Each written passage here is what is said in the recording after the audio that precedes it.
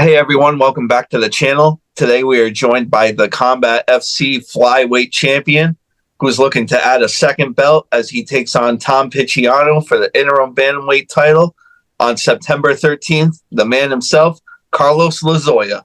How you doing, Carlos? I'm doing good, brother. Just training hard. Weeks out, how you feeling, man?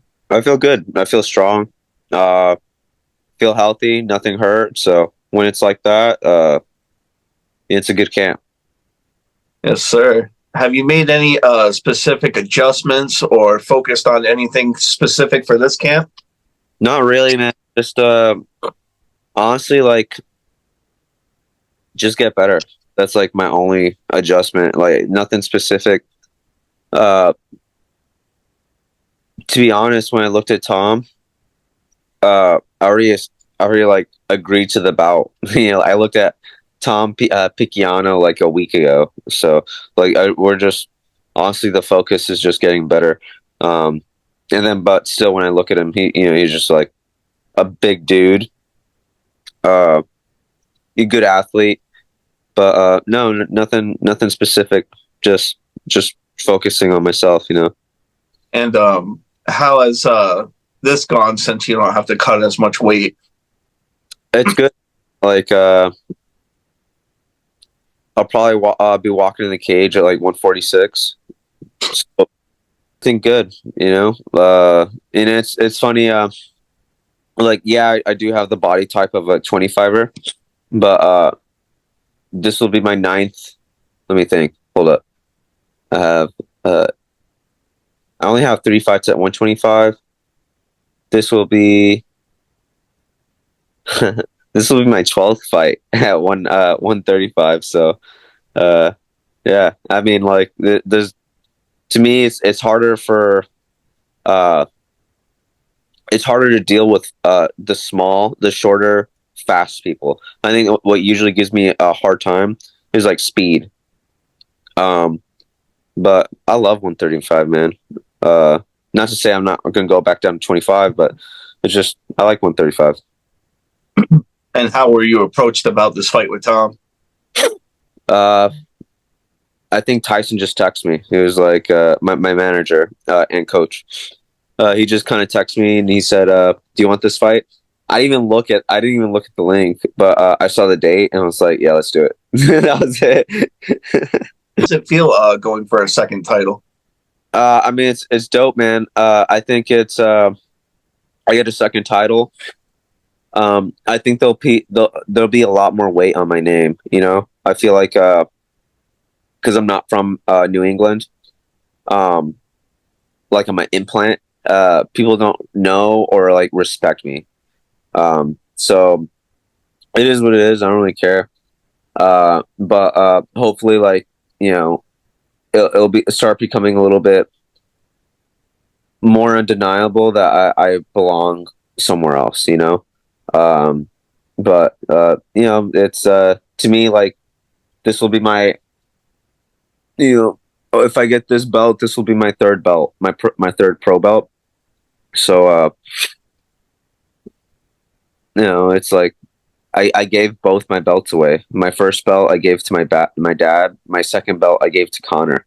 So my third belt I'll probably give away to like it's cool, but belts, they're belts. I just care about the fight. Yes, sir. Maybe we'll add that one to the cartel room. Yeah, there we go. Maybe we'll add cartel. Yes, sir. And you expect the atmosphere to be like on fight night? Man, I love Combat FC, bro. There's just the vibe to it. It just feels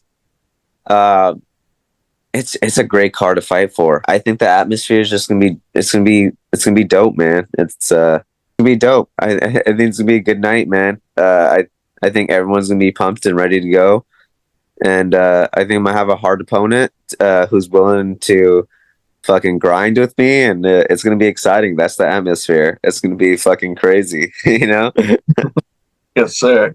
And how do you feel about being in the co-main event?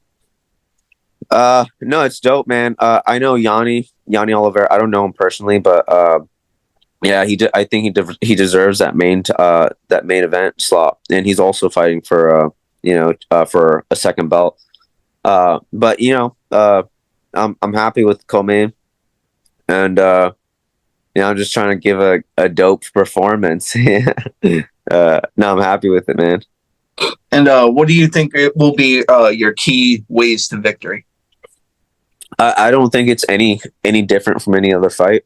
Like Picciano is, he's like a boxer wrestler. I think my keys to victory is pace and lots of fucking grappling. And if the grappling doesn't work, I think the pace will work. I think that's the key. Just get this guy a little bit of tired, and let him feel my power. To let him know, yeah, I'm a 25er, but I can still hurt you. And likewise, I know he can hurt me. And I think what I love about 135 is that I have to respect people a little bit more. Whereas like at 25, I feel big and people feel small to me. And I'm like, let me walk this motherfucker down like an idiot. Whereas like 35, I'm definitely more cautious. I'm a little bit more cautious because of the power coming back to me. And it makes me fight a lot smarter. So I think the key to victories is be a smart fighter with strong pressure and hard wrestling with a high pace. I think that's the key to victory. And I know he's going to feel like, let me walk over this motherfucker like an idiot, and he might run into something. Whether it's a takedown or it's a right hand or a left hook, he might run into something. And I'm telling you, man, it happens all the time at 135. People assume because I'm a short guy that I don't hit harder. I'm not powerful. I think that's my key to victory is just be smart. Be a smart fighter. Calculated violence. Yeah, exactly, man. And not looking past Tom, but who are you looking to get after this, or what are you looking to do?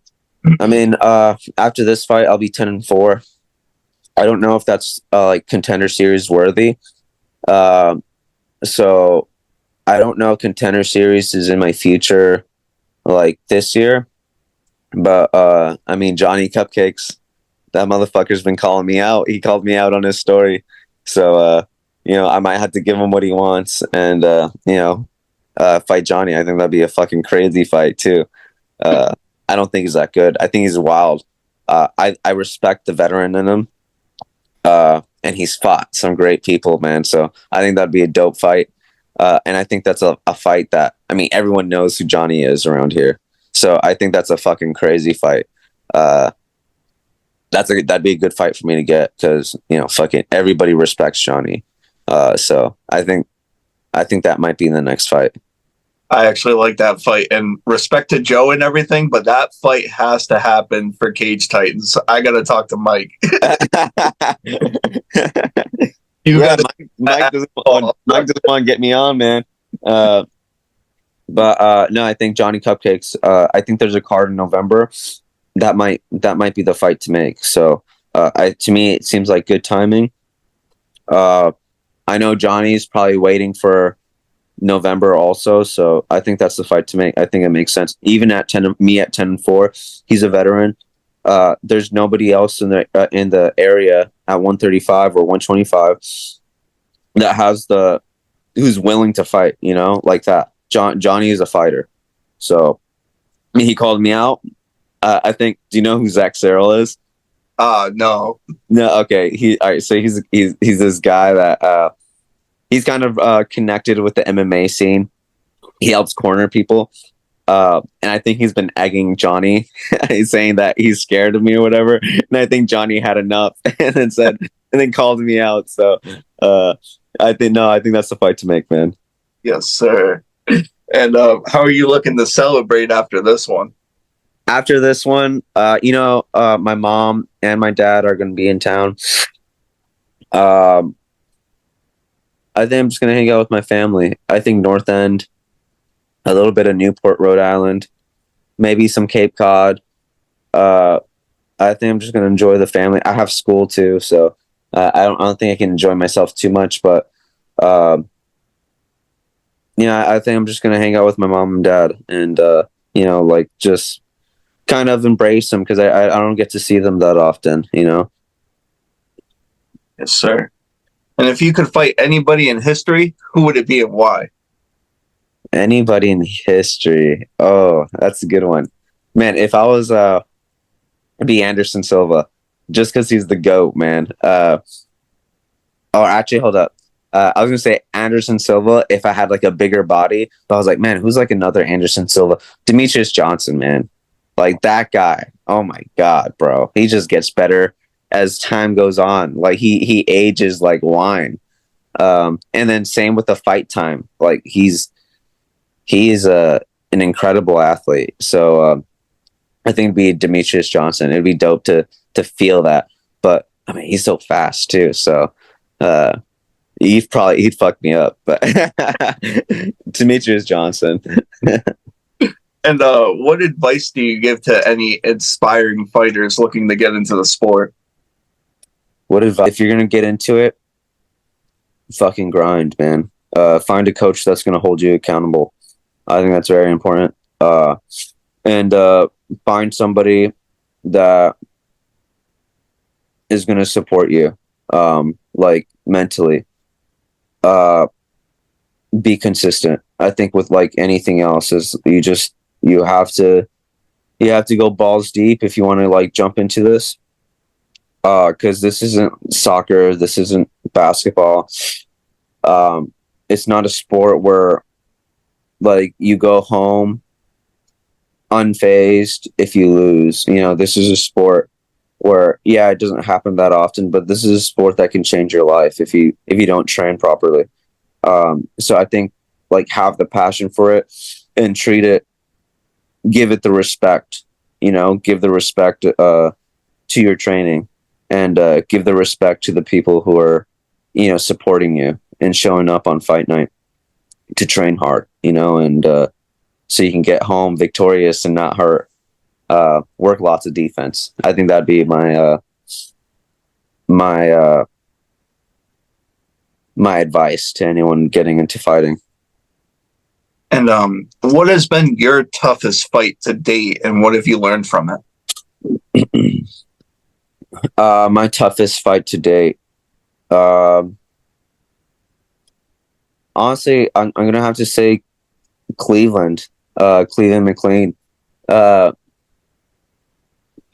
think it was one of the first times going down to 125. I felt like shit, and I that was like the first time feeling like a speed difference. That much of a speed difference. And I just didn't perform, man. I think that fight was probably one of my hardest fights. Not to take anything away from Cleveland, because he is good, but I just I came into that fight like someone who didn't give it the due respect, and like training and my nutrition. And I think what I learned from it was I got to give myself like I have to respect the nutrition that goes into going down to 125. I think that's what I've learned a lot. And when I think I'm conditioned, I'm not conditioned, and I gotta put the extra work into the conditioning. Even if you have a strength and conditioning coach, you need to put the extra work into the conditioning. I think that's what I learned, man. And like, I think that fight really made me want to start striking a lot more. I think that Cleveland fight for sure. And what's your official prediction? How do you see you getting it done? I think probably rear naked choke.